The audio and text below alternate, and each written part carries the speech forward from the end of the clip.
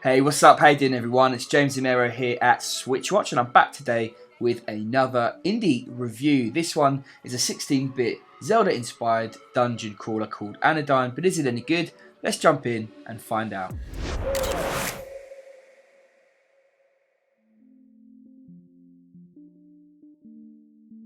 You play as Young. We don't really know a whole lot about him other than we are stuck in his subconscious mind, and, well, he must have a dark sense of humour given the jokes we see in the game. On the face of it, you could be mistaken for thinking this is just a Zelda clone in terms of story. We even see Rank, a rather depressed version of Link, turn up, struggling to feed his family by cutting down bushes. But you soon realise that the charm within Zelda is replaced by something much darker, much more sinister. Young is woken by Sage. Whilst this would usually be the wise old man character, he's actually disparaging about your character. He soon gets you on some wild goose chase after the Briar, some mythical object that's going to save the world, and it never feels quite right. You always feel as though something's off. The fourth wall's about to break down and you're gonna discover some sinister plot. For a game that doesn't actually have much text, it's really interesting how they've managed to squeeze so much meaning into such few words and through the atmosphere and surrealness of the world you're in. As I got a bit further through the 6-hour story, I did find myself getting pretty drawn into this weird, quirky little world. Armed with a trusty broom, you seek out justice, glory, and better weapons. Well, actually, no you don't. You're stuck with a broom throughout the game. Why you don't put some bits together and make a prison-style shiv, I don't know. Anyway, your trusty broom leads to interesting gameplay as well as bashing baddies on the bonnet. You use it to sweep up dust that you can then drop, leading to all sorts of clever uses. We can skip over how exactly you can use dust to create a floating craft by remembering that we are in Young's twisted little mind.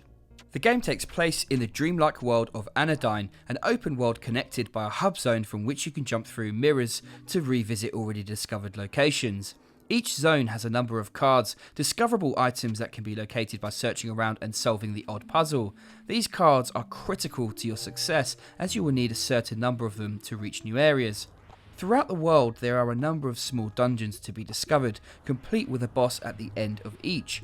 These are good fun, and the game does play very much like it sounds, a cut down but tweaked version of Zelda: A Link to the Past. The controls are simple and smooth. The focus of the game is more on discovery and exploration than combat, but that's not to say it's a poor experience. Rather, it's a light experience, and that's the same for all gameplay elements. As inspiration material, you could not wish for something better than A Link to the Past. But where other games which have drawn from its influence a little too deeply, trying to replicate its scope and feel, Anodyne doesn't try too hard. It has its own quirks and personality.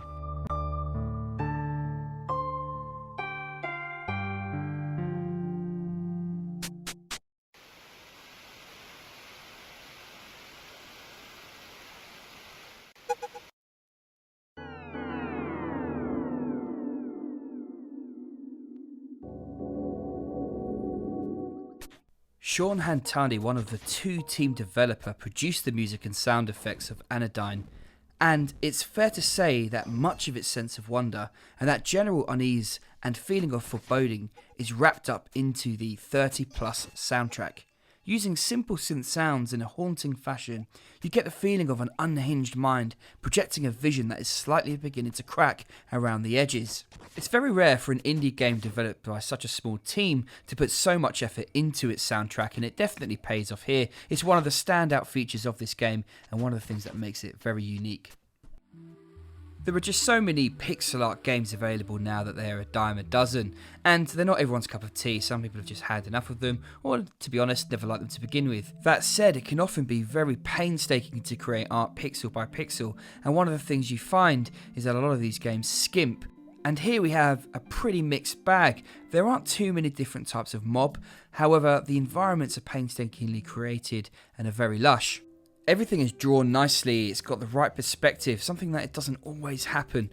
In particular, there are some really nice backgrounds to see with waterfalls, mountains and sky regions. The game opts for a 4x3 square screen as opposed to using the full real estate on the Switch, and it works well on the move. On the TV it does look slightly odd, but you soon forget it. One of the assumed benefits of waiting for a game to port over to the Switch from other platforms is the fact that the developer has time to fix these bugs. That's not always the case, but I'm pleased to say here that has happened. There are no performance issues that I experienced, and I found the game a joy to play on the move. It's the kind of game that you want to play on the move, really. The controls are nice and simple, and for a game that's all about atmosphere, looking at a small screen with your headphones in seems to me to be the best way to experience it in all of its glory. The game comes in at $9.99 in the US and £8.99 in the UK. Overall, this is a game that will take you around 6 hours to complete and about 12 hours to get deep and dirty into every single aspect of it. The game costs the same amount on other platforms with the exception of mobiles where it is cheaper, and for me, I think it's pretty good value. It's a game that is fun to play from beginning to end, is quite unique, and is well suited to life on the Nintendo Switch. As I said already, it's really good to play on the move and doesn't do too badly on the TV either. Overall, I found Anodyne to be an atmospheric and edgy experience, a really good adventure story that will take around 6 hours to complete. The whole concept really is about exploration, and whilst it does have an interesting story, it does start to wear off towards the end. The game is certainly not perfect. You can tell it's been made by a small team at points. There aren't too many variations in terms of the items you receive and also in terms of the mobs, and for all of that, it's just fun to play. I would recommend it to anyone who enjoy Zelda: A Link to the Past or a similar type of RPG. For me then, it's a really solid 7.5 out of 10. Let me know if you're going to pick this one up, or if you've already got it, let us know what you think down below. If you have enjoyed this review and you want to see more content like this, we'd love it if you considered subscribing. Many thanks for watching. I'm James Zamero and this is SwitchWatch. I'll see you again on the next one. Take care.